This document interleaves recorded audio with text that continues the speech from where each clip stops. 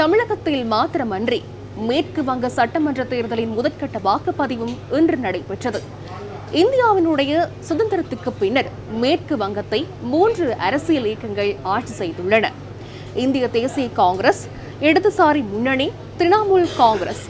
இதில் மம்தா பானர்ஜி தலைமையிலான திரிணாமுல் காங்கிரஸை பின்தள்ளி பாரதிய ஜனதா கட்சி ஆட்சி அமைக்குமா?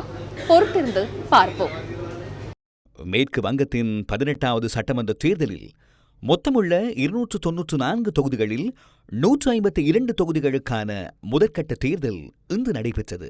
இறுதியாக கடந்த 2021ஆம் ஆண்டு நடைபெற்ற சட்டமன்ற தேர்தலில் தற்போதைய முதலமைச்சர் மம்தா பானர்ஜி தலைமையிலான திரிணாமுல் காங்கிரஸ் 215 ஆசனங்களை கைப்பற்றி ஆட்சி அமைத்தது.